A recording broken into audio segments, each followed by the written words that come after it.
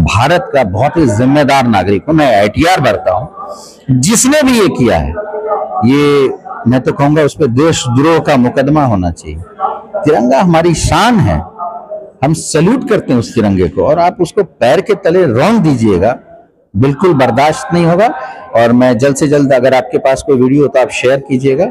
मैं भी इस पे एक मुहिम चलाऊंगा कि ये तिरंगा का अपमान बर्दाश्त नहीं करेगा।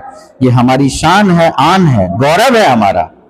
मैं इसको बर्दाश्त नहीं करता हूं और इसकी घोर निंदा करता हूं कि आने वाले समय में जनसुराज की सरकार बनने वाली है। नीतीश जी 10,000 की घोषणा करे, 1100 की घोषणा करे, 125 यूनिट बिजली की घोषणा करे, अभी बिजली नहीं थी यहाँ पर। नमस्कार, इस वक्त हम बिहारीगंज में हैं और हमारे साथ खास बातचीत करने के लिए जनसुराज पार्टी के संभावित प्रत्याशी आलोक जी हैं, जो लगातार बिहारीगंज विधानसभा में अपना दबदबा बनाए हुए हैं, जनता के बीच संघर्षशील व्यक्ति हैं। हम उनका परिचय करवाते हैं। पहले तो सर, हमारे चैनल में आपका स्वागत है। बहुत बहुत धन्यवाद। और आपके चैनल का भी बहुत बड़ा योगदान है। अगर आज जनसुराज और आलोक कुमार जी को इस विधानसभा क्षेत्र में इतनी पहचान मिली है, उसमें आपका बहुत बड़ा योगदान है और इसके लिए हम आपका दिल से धन्यवाद देते हैं। जी, आप जनता के बीच जा रहे हैं। जनता का इनसे पूर्व में जो जनसुराज के प्रति प्रतिक्रिया थी, उनमें और अब में कितना का अंतर है? देखिए, जब भी कोई चीज की शुरुआत होती है तो लोगों को उससे थोड़ा सा भय लगता है कि जो नई चीज है, जो हम करने जा रहे हैं, ऐसा क्या होगा। फिर हम लोगों ने अपने सूत्रधार प्रशांत जी के आदेशानुसार और हमारे जो राष्ट्रीय अध्यक्ष हैं श्री उदय सिंह जी, माननीय सांसद, भूतपूर्व सांसद, उनके हिसाब से ये कहा गया कि आप जो है जगह जगह सभा कीजिए। सभा छोटी हो बड़ी हो कोई फर्क नहीं पड़ता है। तो हम लोगों ने 50 से शुरू किया, 100 पे पहुंचे, 200 पे पहुंचे। और आप पिछली बार देखे होंगे हमारे सभाओं में, जहां भी मैंने सभा का वो किया है, 1000 से ज्यादा लोग आ रहे हैं और जनसुराज की बात सुन रहे हैं, हमारी बातें सुन रहे हैं। लोगों को अब यकीन हो चुका है कि जब प्रशांत किशोर जी ने जो कहा था और जो प्रशांत जी के लोग कर रहे हैं, उसमें कोई फर्क नहीं है। हम अभी समाज में रोजगार, शिक्षा, चिकित्सा, पलायन, इस सब की बात कर रहे हैं और लोग हमसे कनेक्ट हो रहे हैं। And I think this is the sign where you can see that people are connecting to Jan Suraaj in a big way. इस बार अभी जो आप जनता से मिल रहे हैं, तो अब जनता का क्या रुझान है जनसुराज के प्रति? देखिए भाई, अभी जनसुराज के आने से पहले 2 ही दल था, मैं बोलूंगा, एक महागठबंधन और एक NDA। लोगों ने इन 20, 25, 30 सालों में देख लिया कि भाई कुछ भी हो जाए, लालू और नीतीश जी ही बिहार में रहने वाले हैं और यहाँ की जो व्यवस्था है वो बदली नहीं है।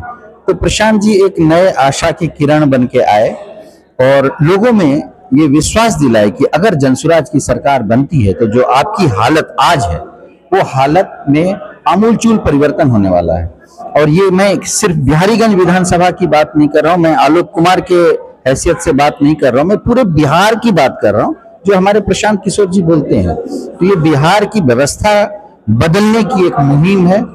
मैं सत्ता परिवर्तन पे ज्यादा जोर नहीं देता हूं, क्योंकि अगर व्यवस्था बदलेगी तो सत्ता अपने आप ऑटोमेटिक वे में बदलने वाली है और लोग काफी उत्साहित हैं और वो तो ये चाहते हैं कि जल्द से जल्द चुनाव हो जाए और जनसुराज की सरकार बने और हमारी स्थिति सुधर जाए। कहीं ना कहीं देख रहे हैं जैसे कि राहुल गांधी जो है वोटर अधिकार यात्रा पे जो है वो दौरा कर रहे हैं और सुपौल में जो है तिरंगा का अपमान किया गया, ऐसा उन पे जो है आरोप लग रहा है विपक्ष के द्वारा।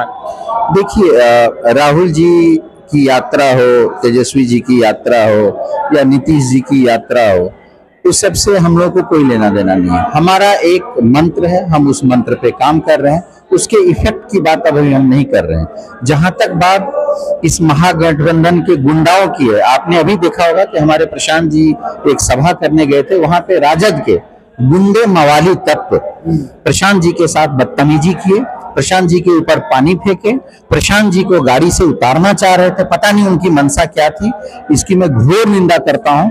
और मैं एक चीज बता दूं, ये पब्लिक बहुत होशियार हो गई है, उनको मालूम है कि कौन गुंडई चला रहा है, कौन गुंडे का राज लाना चाहता है, किसके राज में जो है शिक्षा और चिकित्सा और भ्रष्टाचार बढ़ने वाला है, ये सब वो जानती है। तो मैं आपको बराबर से बोलता हूं, अपने बहुत ही मेरी जितनी बौद्धिक क्षमता है उसके हिसाब से मैं आपको बता रहा हूं कि आने वाले समय में जन सुराज की सरकार बनने वाली है। नीतीश जी 10,000 की घोषणा करे, 1100 की घोषणा करे, 125 यूनिट बिजली की घोषणा करे। अभी बिजली नहीं थी यहाँ पे, उससे कुछ नहीं होने वाला है, क्योंकि पब्लिक को समझिए चुनावी जो है ना, इसको जो फ्री बीज बोलते हैं, चुनाव के समय में जो रेबड़ी पॉलिटिक्स बोलते हैं वो चालू किए हैं। यहाँ के लोग बेवकूफ हैं, ऐसा आपको लगता है क्या? अब समझ गए हैं चुनाव आने वाला है, अब नेताओं का ये कान एंटीना खड़ा हो गया है और इस तरह की वो व्यवस्था करवा रहे हैं।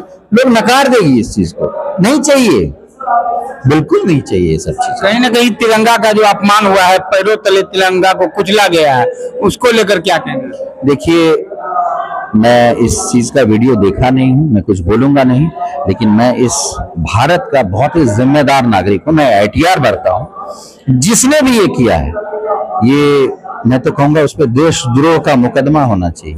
तिरंगा हमारी शान है, हम सैल्यूट करते हैं उस तिरंगे को, और आप उसको पैर के तले रौंद दीजिएगा, बिल्कुल बर्दाश्त नहीं होगा। और मैं जल्द से जल्द, अगर आपके पास कोई वीडियो हो तो आप शेयर कीजिएगा, मैं भी इस पे एक मुहिम चलाऊंगा कि ये तिरंगा का अपमान बर्दाश्त नहीं करेगा। ये हमारी शान है, आन है, गौरव है हमारा।